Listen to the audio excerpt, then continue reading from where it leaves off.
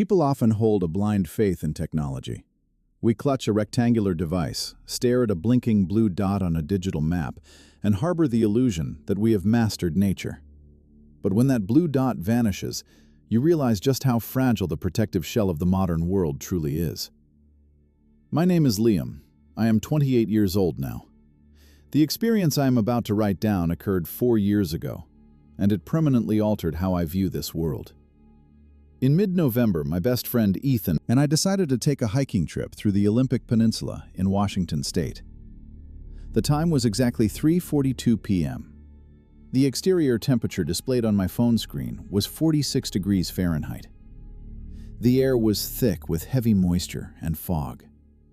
I wore a charcoal gray, water-resistant Patagonia jacket, my hand gripping a moss-green Nalgene water bottle. Everything around us possessed a faded, sickly green hue of moss and ferns. Our visual range was severely limited by massive, ancient pine trunks reaching straight up into the gray sky. The dampness clung to every pore of my skin. Around 4:30 p.m., the natural light plummeted at a dizzying rate. A thick, milky white fog rolled up from the valley floor, spilling over the jagged tree roots.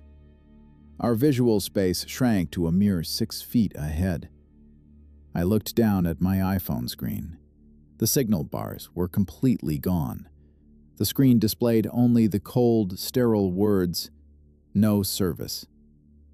We continued moving, our Columbia hiking boots sinking deep into the thick, churning mud. But merely 10 minutes later, the familiar trail, previously marked by heavy boot prints, had completely evaporated. Before our eyes lay only a dense, tangled web of wild thorn bushes. "Calm down, Liam. We just veered slightly off course. Keep moving straight, and we will definitely intersect with the paved road." My stomach knotted into a hard, painful mass. My heart rate accelerated, battering against my rib cage so violently that I could physically feel the vibration in my collarbone. Cold sweat beaded down my spine. We navigated around a cluster of giant ferns, and then I spotted an irregular geometric shape hidden behind a fallen pine trunk. It was an old, dilapidated canvas tent, the orange nylon material heavily faded and splotchy. But the thing that paralyzed my entire body was not the tent itself, but what stood directly in front of the flap. It was an impossibly tall figure, easily over 7 feet. The entity was draped in an oversized neon yellow raincoat made of cheap PVC plastic. The hood was pulled down low. Ethan stopped dead in his tracks beside me, all the blood draining completely from his face, his eyes wide and fixed straight ahead. The figure in the yellow raincoat began to move. Its upper torso swayed to the left, then to the right, with a degree of tilt that entirely defied the structural limits of human anatomy. It moved like a pendulum made of meat. Simultaneously, the hood slowly tilted backward. There is no face. Beneath the dripping wet plastic was merely a smooth, chalky white surface of skin, devoid of eye sockets, lacking the protrusion of a nose, entirely stripped of any human features. An invisible pressure crushed my chest, making it impossible to draw a full breath. The surrounding temperature plummeted abruptly. A biting cold pierced through my thick jacket, stabbing directly into my flesh. "Run! We have to leave this place immediately." My mind tore at itself, but my muscles remained locked. Finally, pure survival instinct overpowered the paralysis. I spun around and threw my body directly into the thick fog. Dead branches scraped across my cheeks, leaving stinging, bloody welts. I crashed through thorn bushes, clearly feeling my knees smash hard against moss-covered rocks, but I absolutely did not stop. The surroundings blurred into smeared streaks of color. I ran blindly until the blinding glare of highway street lamps struck my retinas. We scrambled into Ethan's 2012 Subaru Outback. I slammed the master lock switch, securing all the doors. The climate control was set to the maximum heat setting, blasting waves of hot air onto my pale face. Ethan pressed the accelerator. The scenery outside the windows slipped away into the ink-black darkness. The digital clock on the dashboard read 6:42 p.m. Forward visibility was obscured by a light, fluttering snow. As we navigated a sharp curve winding through the mountain pass, our headlights swept across a dark silhouette on the dirt shoulder. It was a woman. She wore a thin, floral summer dress, entirely inappropriate for the bone-chilling cold of November. Her clothes were soaked, clinging tightly to an emaciated frame. But the way she moved was what sent a freezing chill down my spine. Her body jerked, her joints twisting at grotesque angles, as if the strings controlling a marionette were being stretched to their absolute breaking point. Ethan hit the brakes. The car slid for a short distance before stopping about 10 feet away from her. "Do not open the door. Do not unlock anything." Cold sweat drenched my forehead. She slowly rotated her neck toward us. Her face was ashen, her lips curled upward into a wide, unnatural smile, reaching almost to her ears, exposing skin stretched so tightly across her cheeks it looked ready to tear open. Her eyes were wide, completely unblinking. She approached the passenger side windshield, right where I was sitting. A hand with impossibly long, pale fingers pressed flat against the glass. Right at the points of contact, the window instantly froze over. Thick, milky white frost crystals rapidly spiderwebbed outward. A bone-deep cold penetrated the thick safety glass, seeping straight into my flesh. Her gaze pierced through the window, drilling deep into my retinas. No communication, just a grotesque smile and the biting chill of death. Ethan shifted the gear and slammed the gas pedal to the floor. The vehicle lunged forward, leaving her silhouette to fade into the endless darkness through the rearview mirror. We locked the events of that night entirely away in our memories, never sharing them with another living soul. A month later, I moved to Arizona, a state overflowing with red dirt and blinding sunlight. I sold the Patagonia jacket and threw away the hiking boots. I chose an apartment on the 15th floor of a high-rise complex in the exact center of the city. I am completely surrounded by concrete and tempered glass. But occasionally, on nights when the temperature drops sharply, I still catch sight of thick frost crystals forming on the inside of my bedroom window.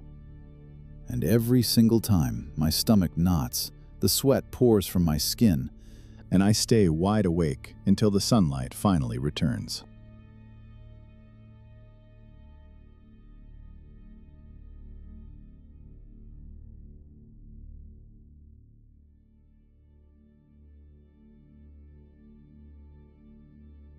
We construct steel cages, attach 4 rubber tires, and call them sanctuaries. As long as the engine is running and the heavy doors are shut, we harbor the illusion that we are completely untouchable by the darkness outside. I used to subscribe to that exact illusion. My name is Arthur. I am 32 now, but the events of a freezing October night 5 years ago completely shattered my perception of safety. It was a Friday night. My coworker Ben and I were taking a detour through Route 119, a notoriously unlit, heavily wooded 2-lane stretch cutting directly through the Allegheny National Forest in Pennsylvania. The glowing blue digits on the dashboard clock of my 2016 Ford Escape read exactly 11:43 p.m. The exterior thermometer showed 38 degrees Fahrenheit. The heater blasted a steady stream of dry, hot air onto my freezing knuckles. The towering, ancient pine trees grew so close to the asphalt that their heavy branches formed a claustrophobic, suffocating tunnel, completely blocking out any trace of moonlight. A set of blinding headlights approached from the opposite direction. As the older model sedan passed us, bathing the interior of my car briefly in a harsh, red taillight glow, a massive, ink-black mass violently detached itself from the rear bumper of their vehicle. It darted across the asphalt with a speed that defied physical weight. I slammed both feet onto the brake pedal. The seatbelt bit brutally into my collarbone, the sudden deceleration throwing our bodies forward. Ben's eyes were wide, his skin a sickly, pale white, illuminated only by the faint green light of the dashboard. We exchanged a series of terrified, wide-eyed glances, completely paralyzed by the suddenness of the event. Just a deer. A massive buck, Arthur. That is absolutely all it was. My brain scrambled to rationalize the anomaly. To prove it to myself, I reached out and twisted the headlight knob to the off position, plunging us into absolute heavy blackness, hoping my eyes would adjust to catch a glimpse of an animal silhouette in the tree line. That was the worst mistake of my life. Less than 10 seconds after the lights died, the physical plastic locking pins on all 4 doors simultaneously snapped down into the locked position. The visual confirmation of the locks moving on their own sent a violent shockwave through my entire nervous system. My car keys were resting completely untouched in the center console cup holder. A thick, suffocating dread settled heavily in my chest. My lungs refused to expand. I simply could not draw a full breath. Ben raised a trembling, sweat-slicked hand, pointing a rigid finger toward the passenger side window. Deep within the dense cluster of tree trunks, a sickly yellow glow manifested. It was the exact color of rotting teeth. It did not cast a beam like a flashlight. It merely hovered, a concentrated sphere of sickly light, moving closer with a smooth, unnatural gliding motion. The ambient temperature inside the cabin plummeted instantly. The heat from the vents turned ice cold, and my panicked exhalations began forming thick white clouds in the air. The yellow glow approached the edge of the road, illuminating a shape standing mere inches beyond the passenger side glass. It was wrapped in something resembling heavy, wet burlap, dripping thick mud onto the asphalt. The proportions were entirely wrong. Shoulders far too broad, the neck completely absent, the head seemingly fused directly to the torso. It slowly raised a hand toward the frost-covered glass. The fingers lacked any human skin. They were entirely stripped, revealing glistening dark muscle tissue and stark white bone. Pure, unfiltered adrenaline finally overrode my frozen muscles. I smashed my palm against the headlight switch and violently threw the gear stick into drive. The tires spun aggressively against the cold pavement, burning rubber before finally gripping the asphalt. We sped away, the intense G-force pressing my rigid body deep into the driver's seat. I never drove through the Allegheny forest again. 2 weeks later, I traded the Ford Escape for a bicycle and moved into a cramped apartment in the middle of a densely populated urban center. I absolutely refuse to be inside any vehicle after the sun goes down. And every single night, I compulsively check the physical deadbolts on my apartment door until the skin on my fingertips peels and bleeds.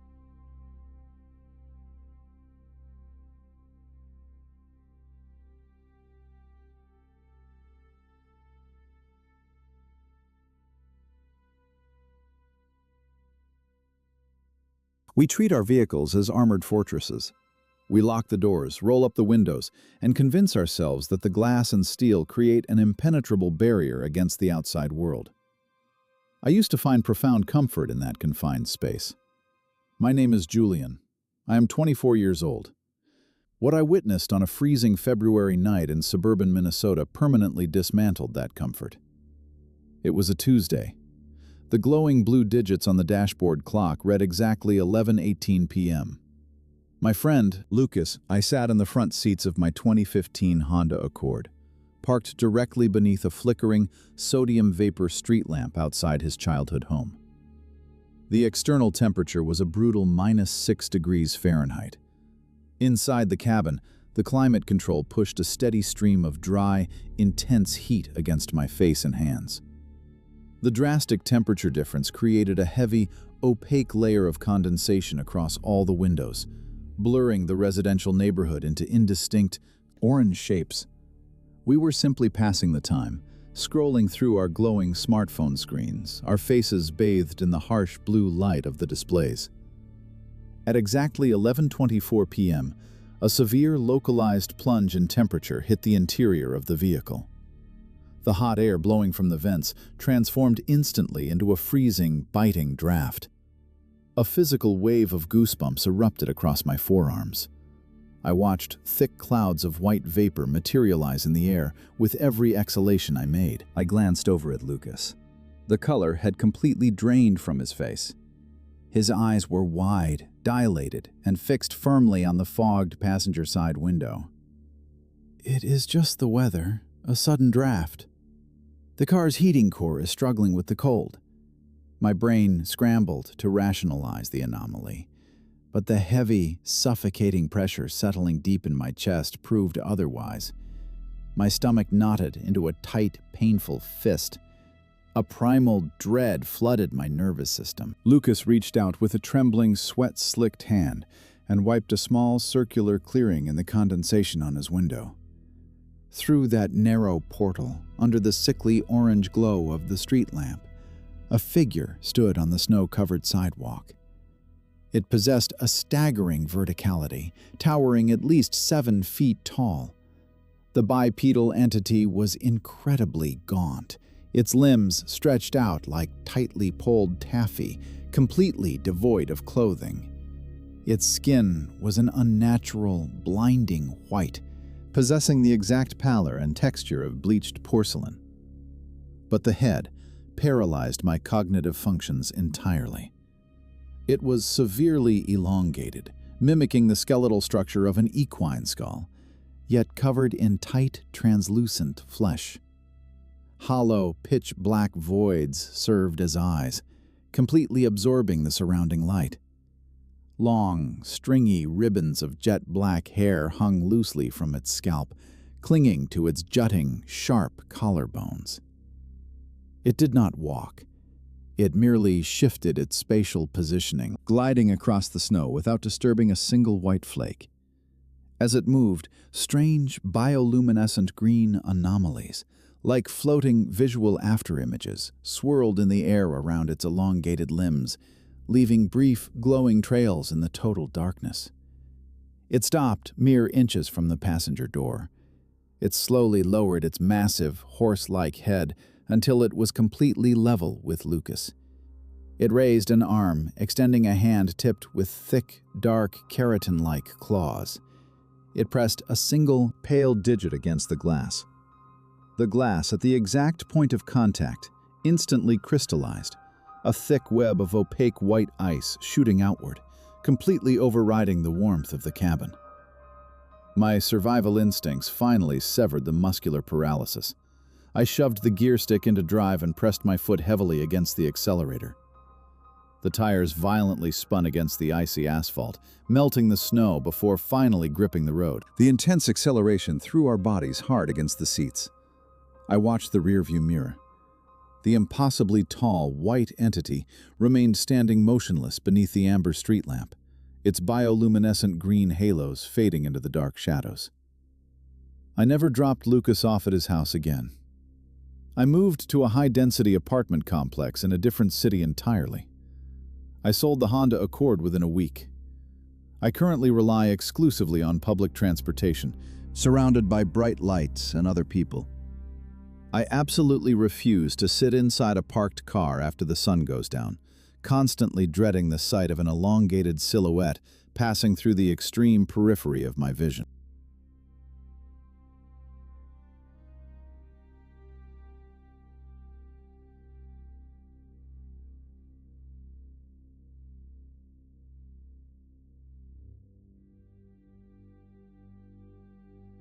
There is a distinct primal vulnerability in walking alone at night. You are entirely exposed, a fragile, moving target surrounded by absolute, unfiltered darkness. We trust our vision to keep us safe, but when the light fails, your imagination begins to paint terrifying shapes in the shadows. I used to laugh at people who were afraid of the dark, dismissing their fears as childish. My name is Marcus. I am 29 years old, and a single, isolated walk 4 years ago broke me completely. It was late October. I was driving my 2004 Chevy Tahoe back to my rented cabin in the Appalachian foothills of West Virginia. At exactly 11:45 p.m., the engine simply died. The dashboard lights flickered and faded to black. I coasted to a halt on the dirt shoulder of County Route 42. The temperature gauge had read 48 degrees Fahrenheit. I was only about 2 miles from my cabin. Rather than waiting in the freezing metal box, I zipped up my heavy Carhartt jacket, grabbed my phone to use the flashlight, and started walking down the center of the asphalt. The rural road was flanked on both sides by a dense, towering wall of oak and hickory trees. The LED beam from my phone cut a narrow, sharp cone of white light into the oppressive gloom, illuminating the yellow dividing lines of the road. After about 20 minutes of steady walking, a strange visual anomaly caught my extreme peripheral vision. Deep within the tree line, on my right side, about 30 feet into the thick undergrowth, a shadow detached itself from the surrounding blackness. I kept my eyes focused forward, but monitored the shape carefully from the edge of my vision. It moved in perfect synchronization with my stride. When my right boot struck the pavement, the shadow shifted forward. When my left boot came down, it moved again. It is merely a trick of the flashlight. The beam is casting your own distorted shadow against the tree trunks. I forced the rational thought into my panicked brain. To test this theory, I abruptly halted my forward momentum, planting my boots firmly on the asphalt. The tall, dark mass inside the woods ceased its movement at the exact same fraction of a second. It froze behind a large oak trunk. My stomach plunged into a bottomless abyss. The hair on the back of my neck stood rigidly at attention. A freezing sweat broke out across my forehead, stinging my eyes. The air around me felt suddenly heavy, thick with a malicious, concentrated pressure. I slowly aimed the harsh, white LED beam directly into the woods. The light washed over a figure standing perfectly still. It was exceptionally tall, its limbs unnaturally elongated and thin. It wore no clothing. Its exterior was a dull, textured gray, possessing the visual appearance of dead, dried bark. But it was its posture that caused a violent tremor to shake my entire body. It was standing in the exact same rigid, defensive stance I was currently holding. One leg slightly forward, its right arm raised exactly like mine holding the phone. It was flawlessly mirroring my physical existence. I slowly lowered my arm. The entity's arm dropped in perfect unison, but the elbow joint bent backward, an anatomical impossibility that sent a wave of pure nausea through my gut. I broke into a dead sprint. I pumped my arms violently, my boots striking hard against the asphalt. Through my blurred peripheral vision, I watched the gray entity tear through the dense forest. It perfectly matched my maximum speed, moving with a fluid, terrifying grace, never once tripping over exposed roots or dodging thick branches. It simply glided through the solid vegetation, a permanent, mocking reflection of my own frantic flight. The glowing yellow porch light of my cabin finally appeared over the crest of the hill. I lunged up the wooden steps, my hands shaking violently as I jammed the key into the deadbolt. I threw my body inside, slamming the heavy oak door shut and engaging all 3 physical locks. Through the small frosted glass window of the door, I saw it, standing at the exact edge where the porch light met the darkness. It was frozen in a mid-sprint posture, perfectly matching my own frantic lunge from seconds ago. I sat on the floor, my back pressed heavily against the wood, trembling uncontrollably until the morning sun flooded the room. I broke my lease that same day. I now reside in a heavily populated city, completely surrounded by concrete and bright street lamps.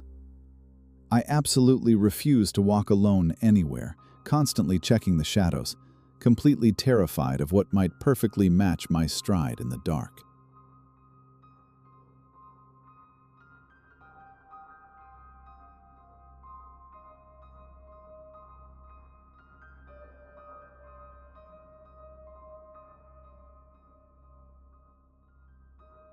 There is a unique vulnerability in extreme cold.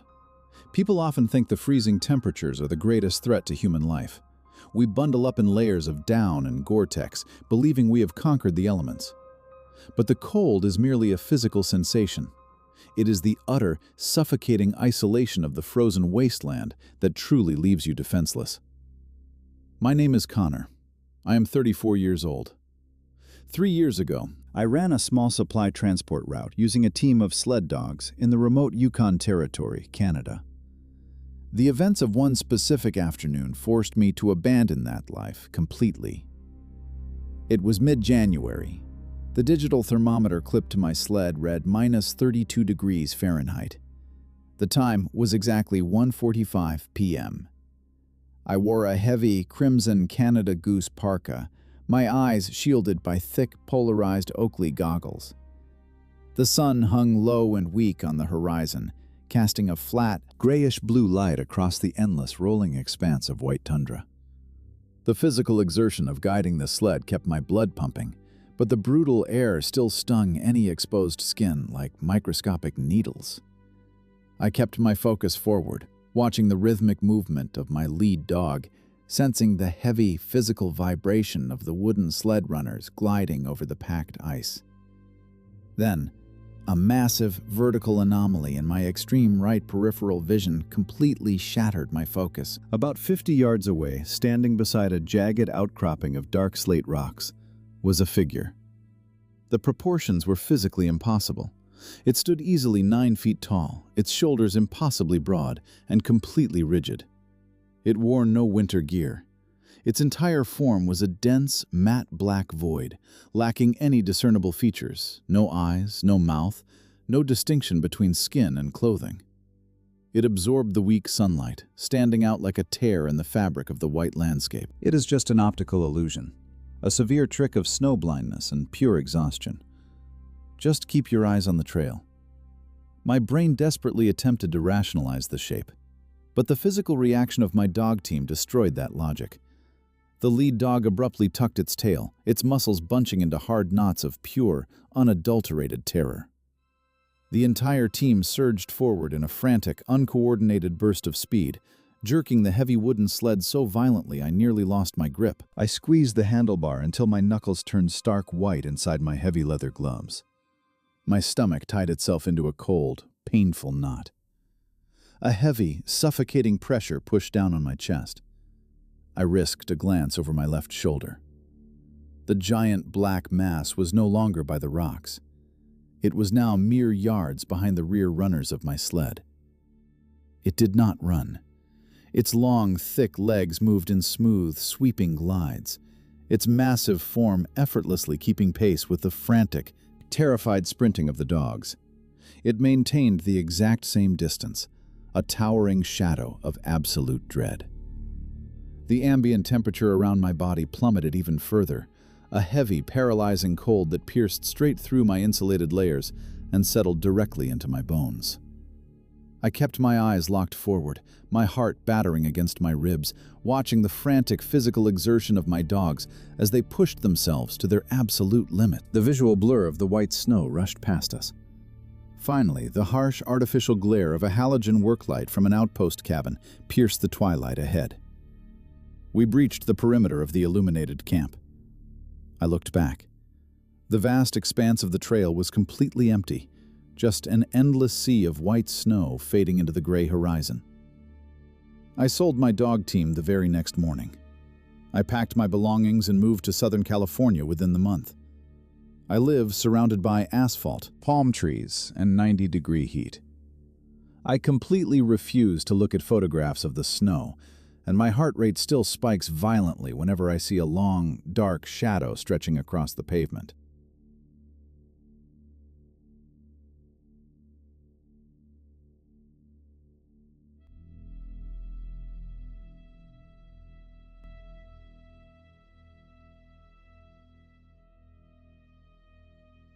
Sleep is universally considered our ultimate sanctuary. It is the one period where we surrender control, trusting our physical bodies to remain safe while our minds rest. I used to rely heavily on that nightly reset. My name is Thomas. I am 31 years old. 4 years ago, during an expedition deep into the dense primary rainforests of Borneo, I realized that surrendering control in the dark is a fatal mistake. It was a brutally humid Tuesday night. My two travel companions, Elena and Chris, and I had set up our campsite on a slightly elevated patch of soil near a winding river bend. The external temperature at midnight was still 88 degrees Fahrenheit, the air thick and heavy with 98% humidity. Our 3 green REI co-op dome tents were pitched in a tight triangle. I remember zipping myself into my thin sleeping bag, my skin coated in a sticky layer of sweat and DEET insect repellent. The utter blackness of the jungle canopy completely swallowed the campsite. Then consciousness returned.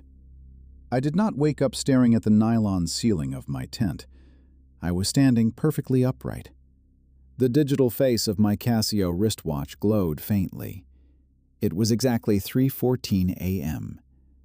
A thick, suffocating dread instantly paralyzed my nervous system. I was entirely barefoot, my feet submerged ankle-deep in thick, viscous, cold mud. The heavy humidity pressed against my skin, but a deep, internal chill radiated from my bones. How did I get here? Where is the tent? My brain desperately tried to string logic together. My eyes slowly adjusted to the weak, filtered moonlight penetrating the dense canopy. I was standing at the edge of a massive black body of stagnant water, easily half a mile away from our designated campsite. I shifted my gaze to the left. Elena and Chris were standing right beside me in the mud. They were also barefoot, wearing only their thin sleepwear. But their posture sent a violent wave of nausea straight to my gut. They stood completely rigid, their arms hanging limply at their sides, their heads tilted slightly upward at an unnatural angle. Their eyes were wide open, staring blankly, devoid of any human recognition or consciousness. I looked at my own arms. They were hanging in the exact same rigid posture. I tried to move my fingers. Nothing happened. My mind was fully awake, trapped completely inside a paralyzed, unresponsive physical vessel. Directly across the black water, a massive cluster of ancient, twisted mangrove roots rose from the swamp. Deep within the tangled wood, a faint, sickly red illumination began to pulse. It did not cast a beam, it merely throbbed like an exposed, glowing artery. In perfect, terrifying synchronization, Elena and Chris raised their right arms. Their fingers pointed directly at the pulsing red void. I felt a violent, involuntary muscle spasm in my own shoulder. My right arm raised itself, my index finger extending toward the roots, completely overriding my desperate mental commands to stop. The red glow intensified, revealing dozens of small, spherical shapes hanging from the upper branches by thick, fibrous vines. They were heavily weathered human skulls, their empty eye sockets completely absorbing the sickly red light. The air pressure dropped drastically, making it physically painful to keep my eyes open. Suddenly, the red glow vanished completely. The jungle was plunged back into absolute pitch-black darkness. The instant the light died, my physical autonomy returned. I collapsed heavily into the cold mud, my lungs violently expanding to take in the humid air.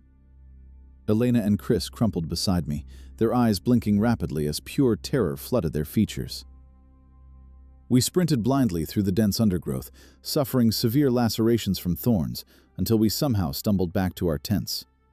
We packed nothing. We left all our gear and hiked the rest of the trail, guided only by the harsh LED beam of my phone, never looking back. I live in a high-rise apartment in Seattle now. I suffer from chronic, severe insomnia. I absolutely refuse to sleep in total darkness, and every single night before closing my eyes, I meticulously secure my left wrist to the heavy metal frame of my bed with a thick leather belt, absolutely terrified of where my body might walk if I ever lose control again.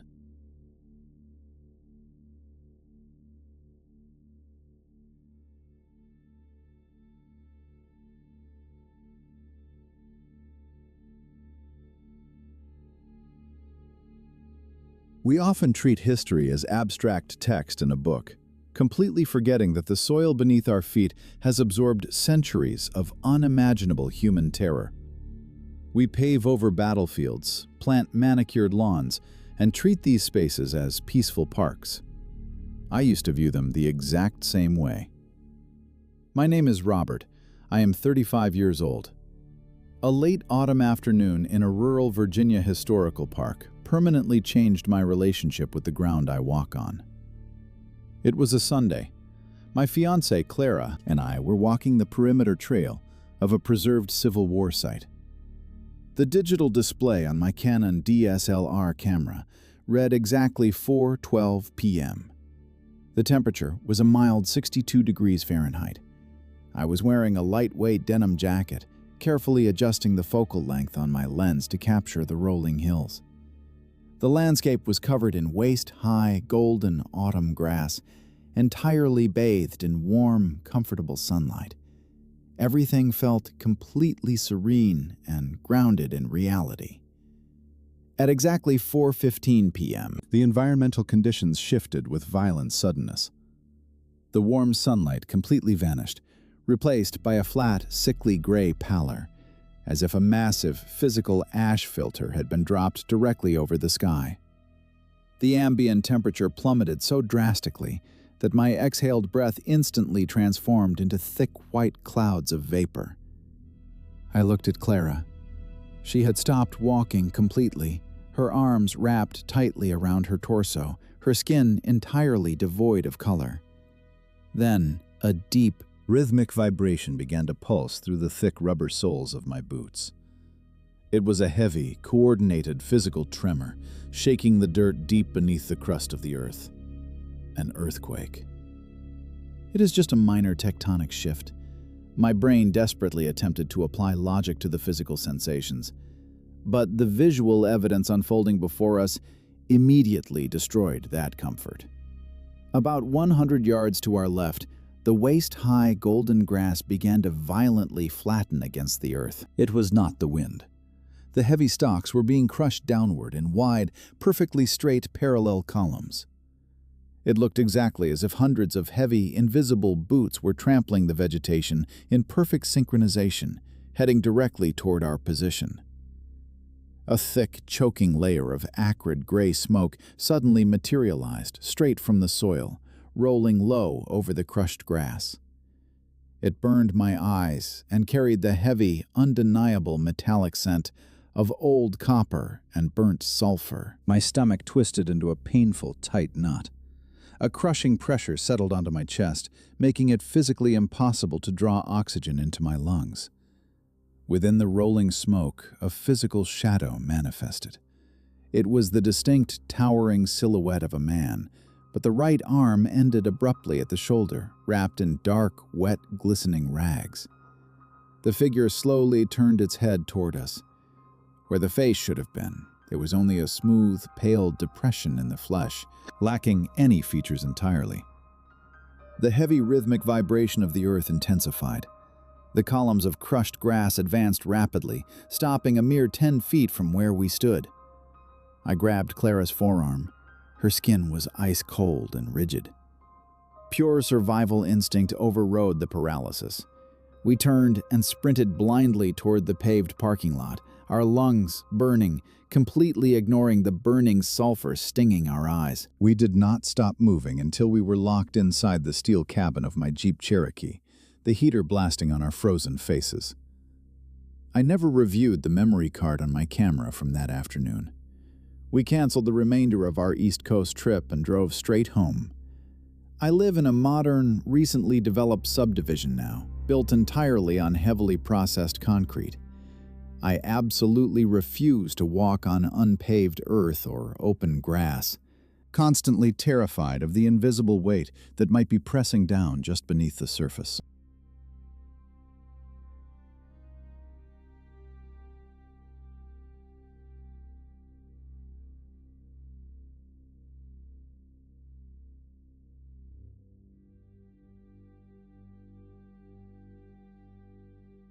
Human beings find a profound, false sense of security in daily routines. We tread the exact same paths day after day, convincing ourselves that familiarity equals safety. We believe that because we have passed a specific building 100 times in the daylight, it harbors no threats in the dark. My name is David. I am 27 years old. A late-night run through my own neighborhood 2 years ago permanently shattered my trust in the dark. It was a Thursday. The digital face of my Garmin running watch read exactly 10:14 p.m. The external temperature was a brisk 42 degrees Fahrenheit in our quiet Illinois suburb. My roommate Greg and I were finishing a 5-mile loop. I wore a lightweight, reflective Brooks running jacket. My muscles ached with a satisfying, familiar burn. A light, freezing drizzle had begun to fall, coating the asphalt in a slick, reflective sheen. To shave a few minutes off our return trip, we took a narrow, paved access road that wrapped behind the municipal water pumping station. It was a massive, brutalist concrete structure surrounded by a 10-foot chain-link fence topped with heavy coils of razor wire. The area was illuminated by only a single, flickering sodium vapor lamp, casting a sickly yellow pool of light against the wet concrete. At exactly 10:18 p.m., a localized, violently unnatural drop in temperature hit us. The brisk autumn air instantly turned into a biting Arctic draft. Every single hair on my arm stood rigidly on end. The sharp scent of wet asphalt was entirely replaced by the heavy metallic stench of old copper and raw, rotting meat. My stomach twisted into a painful knot.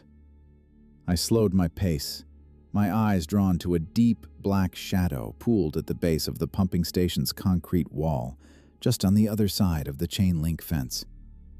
Greg stopped dead beside me. His face, illuminated by the yellow street lamp, was entirely drained of color. He raised a trembling, sweat-slicked hand and pointed a rigid finger at the shadow. The dark mass was not a trick of the lighting. It was a physical entity, crouched low to the wet grass. The proportions were entirely grotesque.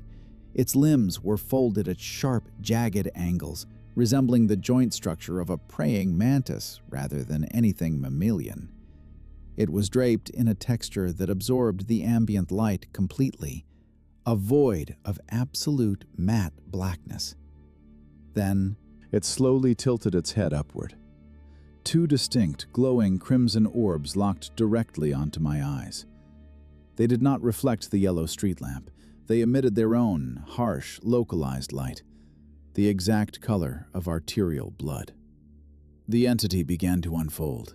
It rose to a staggering, impossible height, easily dwarfing the massive concrete machinery behind it.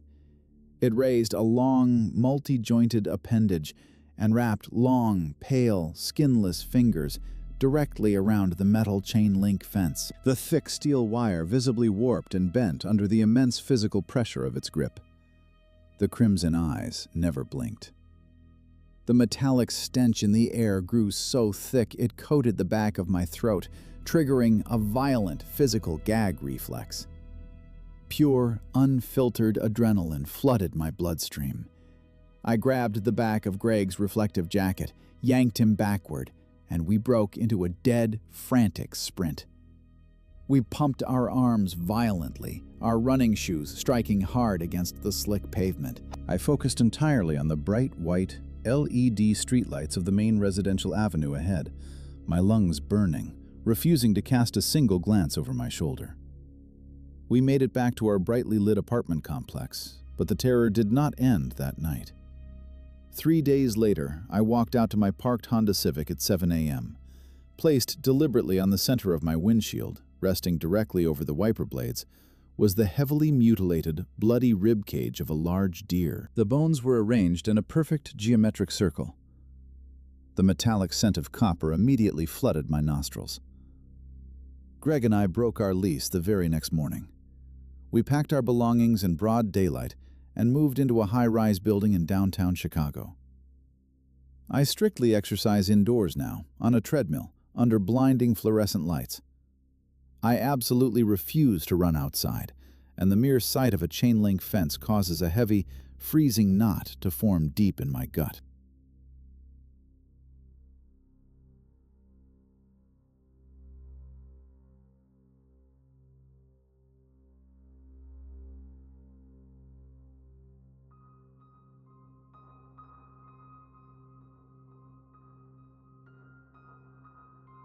We actively seek out isolation, traveling hours away from civilization just to be entirely alone with our thoughts.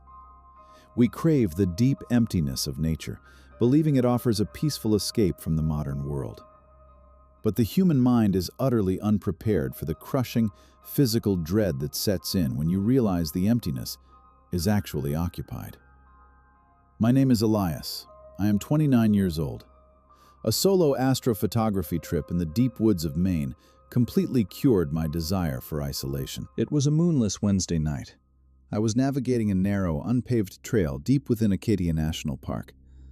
The glowing digital display on my Sony A7 III camera indicated exactly 1:12 a.m. The ambient temperature was hovering right at 34 degrees Fahrenheit. The harsh beam from my Petzl headlamp cut through the heavy, oppressive darkness, illuminating the rough granite boulders and thick pine roots jutting from the dirt. I wore a heavy North Face down jacket, the thick insulation keeping my core warm against the biting, damp chill filtering through the trees. I was completely focused on finding an open clearing for a long exposure shot. At exactly 1:20 a.m., my headlamp battery died. The bright white beam flickered once and plunged my entire visual field into absolute, suffocating blackness. I reached into my backpack for spare batteries, my bare fingers stiff and numb from the cold. As my eyes desperately tried to adjust to the pure dark, I noticed a faint, unnatural illumination in my extreme left peripheral vision. It is just a trick of the retinas. Your eyes are panicking, trying to process the sudden absence of light. Just find the batteries. I forced the rationalization into my freezing brain. But the illumination did not fade. It grew exponentially stronger. About 40 yards away, deep between the massive trunks of the pines, a figure manifested. It was composed entirely of a blinding, luminescent white material. It did not reflect light from the moon or stars. It generated its own, a cold, clinical glow that cast long, distorted black shadows of the surrounding trees against the forest floor. The entity lacked any definable human anatomy. No face, no distinct limbs, just a tall, tapered column of pure, radiant white, stretching easily 8 feet tall. It began to move. It did not take steps. The physical terrain between us was a chaotic mess of jagged rocks and fallen logs, yet the white entity glided over them with perfectly smooth, fluid horizontal motion. It maintained a constant, terrifying elevation, drifting effortlessly toward my position. The ambient temperature around my body plummeted instantly, a severe, biting frost completely overpowering my heavy down jacket. My muscles locked completely tight. A thick, cold sweat coated my spine. My lungs refused to expand, trapped under a heavy, crushing physical pressure. The white light grew blindingly intense, washing over my clothing, illuminating my trembling hands with a sickly, pale hue. The entity stopped a mere 5 feet away. The cold radiating from it was purely physical, stinging the skin of my face like thousands of microscopic needles. I stared directly into the featureless, glowing mass, my vision blurring from the intense, localized light. Survival instinct finally shattered the paralysis. I dropped my heavy camera bag directly into the dirt, spun around, and sprinted blindly into the dark. I navigated the treacherous trail entirely by memory and raw adrenaline, my hands outstretched to deflect the invisible pine branches whipping violently against my face. The cold, white glow continuously bathed the dirt path ahead of me, casting my own frantic shadow forward. A terrifying visual confirmation that the entity was gliding directly behind my back, perfectly matching my desperate pace. I reached my parked Subaru Crosstrek, threw my body inside, and slammed the mechanical locks down. The white glow outside the windows instantly vanished into the tree line. I left $3,000 worth of camera equipment in those woods. I now live in a densely packed apartment in Manhattan, bathed in neon and fluorescent lights. I completely refuse to turn off my bedside lamp at night, utterly terrified of what bright, featureless shape might illuminate the darkness if I let my eyes adjust.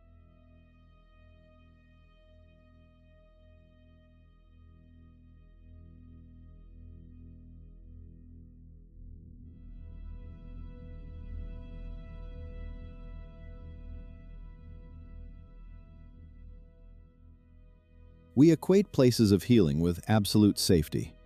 We believe that a veterinary clinic, a sanctuary dedicated to saving innocent wildlife, possesses a protective aura of pure goodness. But nature does not care about our morality. The ancient rotting woods surrounding those buildings harbor entities far older and significantly less forgiving. My name is Maya. I am 26 years old. A single night shift at the Redwood Wildlife Rescue 3 years ago completely destroyed my illusion of safety. It was a Thursday. The digital thermostat on the main incubator read exactly 82 degrees Fahrenheit. The time was 2:14 a.m. I was wearing blue Cherokee scrubs, sipping lukewarm black coffee from a dented Yeti tumbler. The clinic was located 10 miles off the main highway, completely surrounded by a suffocating, impenetrable wall of towering redwood trees. The harsh, clinical white fluorescent lights of the intensive care ward provided the stark visual contrast to the pitch-black wilderness pressing heavily against the thick window panes. Everything was completely routine, meticulously clean, and perfectly ordered. At exactly 2:27 a.m., a severe localized drop in temperature hit the ward. The ambient warmth from the incubators was instantly swallowed by a biting Arctic draft. I looked down the long linoleum hallway toward the main lobby. The lobby was kept dark to conserve power, illuminated only by the faint, sickly green glow of the emergency exit sign. At the far end of the lobby, the heavy motion-activated double glass doors suddenly parted wide open. I watched the red LED sensor light above the frame blink rapidly, indicating a physical presence. A violent gust of freezing damp air surged down the hallway, carrying the heavy, nauseating stench of rotting pine needles and stagnant swamp water. The thick glass doors remained locked open, the sensor actively detecting a mass in the entryway. But there was absolutely nothing standing on the welcome mat, just the empty, black void of the forest. "It is just a stray raccoon." A large owl flew past the infrared beam. "Go reset the sensor." My brain desperately scrambled to assemble a logical explanation, but a thick, cold sweat immediately broke out across my collarbone. My stomach twisted into a tight, painful knot. I walked slowly down the hallway, keeping my eyes fixed entirely on the empty threshold. As I reached the edge of the darkened lobby, my gaze caught the large, dark reflection cast by the glass partition of the reception desk. The heavy tint of the glass acted as a perfect mirror in the dim green light. Reflected in the glass, standing directly behind my left shoulder, was a woman. She was unnaturally tall, draped in a tattered, pale garment that clung heavily to an emaciated frame. Thick, wet clumps of dark hair obscured the upper half of her face, but the lower half was visible. Her jaw hung slack, unnaturally distended, revealing a dark, empty cavern. Her pale, bruised feet hovered mere inches above the linoleum floor, completely defying gravity. My lungs seized. I could not draw a single breath of oxygen. The temperature in the lobby plummeted further, my panicked exhalations forming thick white clouds in the green light. I stared directly into the reflection, my muscles completely locked in the state of primal paralysis. The entity slowly raised a long, impossibly thin arm. The joints popped outward at grotesque angles. She pointed a pale, elongated finger directly past my head, aiming straight at the open glass doors leading out into the pitch-black woods. A heavy, suffocating pressure pushed down on my chest, an invisible force demanding I walk outside. I did not turn around. Pure, unfiltered adrenaline finally overrode my frozen nervous system. I lunged sideways, diving violently behind the heavy oak reception desk. I curled my body into a tight fetal position beneath the counter, squeezing my eyes tightly shut. My heart battered against my ribs so aggressively it caused sharp, physical pain in my chest. I stayed curled under that desk, shivering uncontrollably, completely refusing to look up until the bright morning sun finally pierced through the lobby windows and the motion doors slid shut. I handed in my resignation that same morning, leaving my scrubs locked in the staff room. I moved to a desert town in Nevada within the week, completely devoid of towering trees and dense forests. I exclusively work day shifts in a crowded, brightly lit retail store now, and I absolutely refuse to enter any building with motion-activated sliding doors, terrified of what unseen shape might be triggering the sensor just to invite me outside.